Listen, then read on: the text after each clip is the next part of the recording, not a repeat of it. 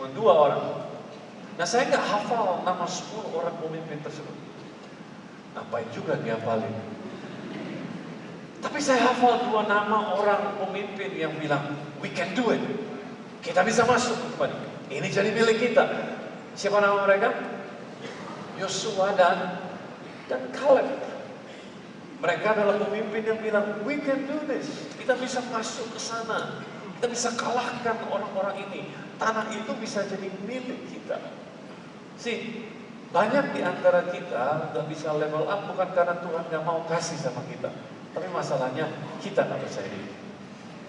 Halo? Kita yang nggak percaya diri. Kita nggak percaya bahwa kita bisa. Kita nggak percaya bahwa kita mampu. Kita nggak percaya bahwa kita suatu hari nanti bisa ada di sana. Saya berdoa supaya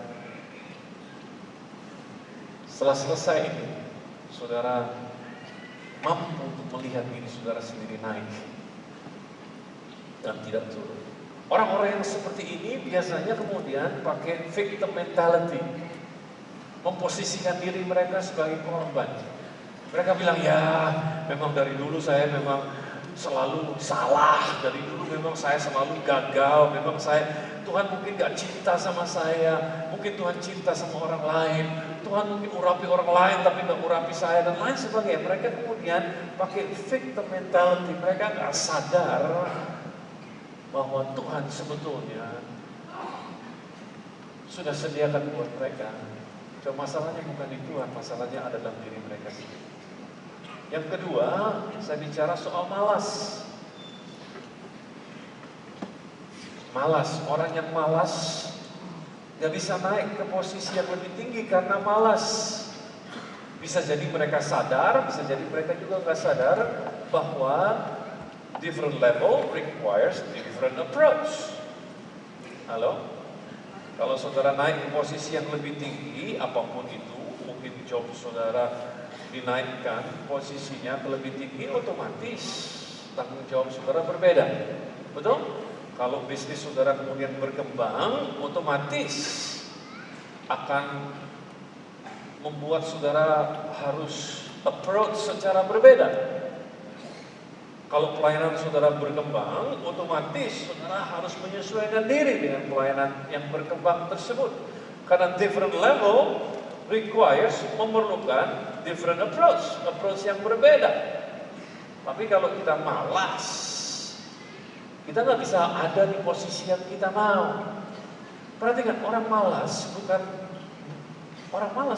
orang yang tidak mempunyai kesempatan.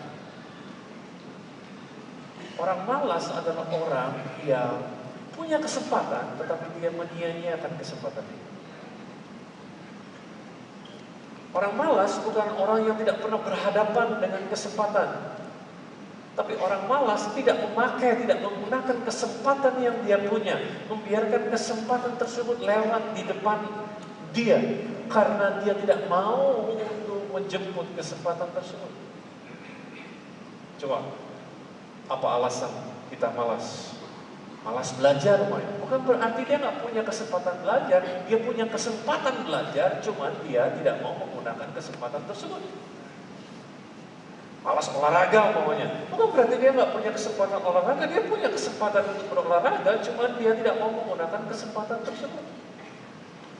Malas cari kerjaan, bukan berarti kerjaan nggak ada, kerjaan ada di mana-mana, cuma masalahnya dia nggak mau untuk memakai kesempatan yang dia punya. Orang malas bukan orang yang tidak mempunyai kesempatan, orang yang malas adalah orang yang tidak menggunakan kesempatan atau menyia-nyiakan kesempatan mereka. Amsal pasal yang ke-12 ayat yang ke-27 katakan orang malas tidak akan menangkap buruan itu. Buruan adalah sesuatu yang dia mau, tetapi dia nggak bisa menangkapnya karena dia apa? Dia malas. Bukan berarti buruan itu nggak ada, buruannya ada. Tetapi orang rajin akan memperoleh harta yang berharga. Dalam bahasa Indonesia sehari-hari dikatakan seperti ini. Dengan bermalas-malas akan tercapai yang diidamkan. Dengan bekerja keras orang mendapat kekayaan. Nah, dua hal itu sudah saya sampaikan kepada saudara. Sekarang yang ketiga adalah apa sih yang menghalangi orang untuk level up? Saya sebut dengan batasan yang semu. Batasan yang semu. Batasan yang menghalangi saudara sehingga saudara akan cepat bilang tidak bisa sebelum mencoba. Halo?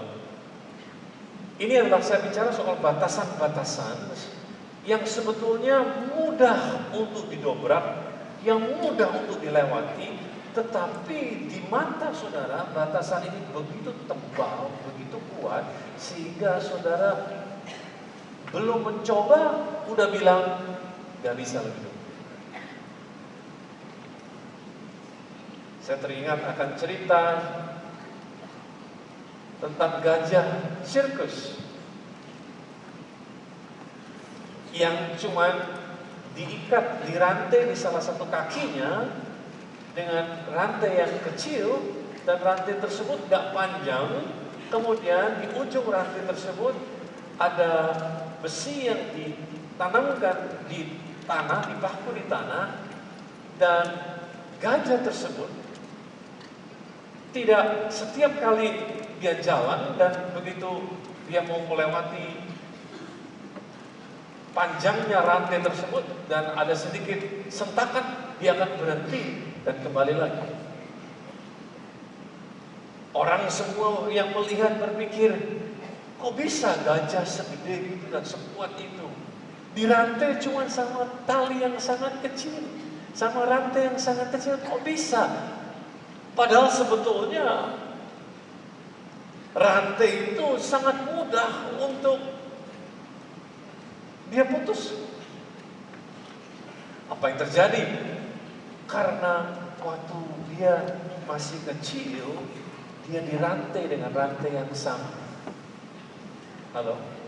Dia dirantai dengan rantai yang sama. Dan waktu dia masih kecil, memang dia sudah mencoba dengan sekuat tenaga, dan dia nggak bisa untuk melewati panjangnya tali tersebut, panjangnya rantai tersebut. Begitu dia nggak bisa.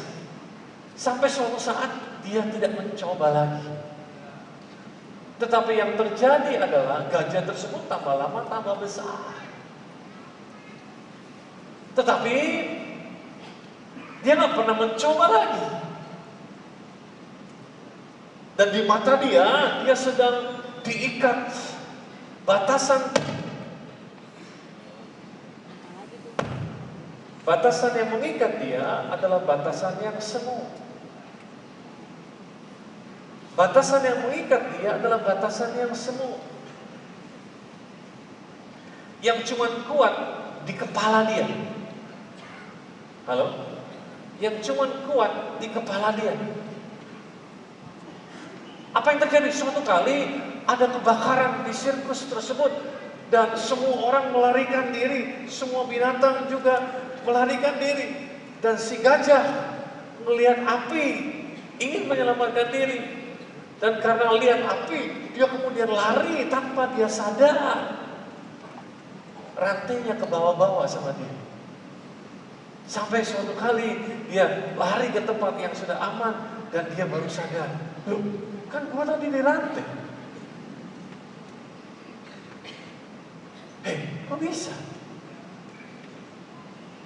Sih, kadang-kadang Tuhan pakai pencobaan untuk memperkenalkan saudara pada kemampuanmu sendiri. Kadang-kadang Tuhan pakai pencobaan untuk memperkenalkan saudara pada potensi apa yang ada di dalam saudara. Kadang-kadang pencobaan memperkenalkan saudara kepada siapa saudara sesungguhnya. The giant that you are. Itu sebabnya firman Tuhan katakan, berbahagialah engkau pada saat engkau masuk ke dalam berbagai-bagai pencobaan. Karena pada saat itu kau berkenalan dengan dirimu sendiri.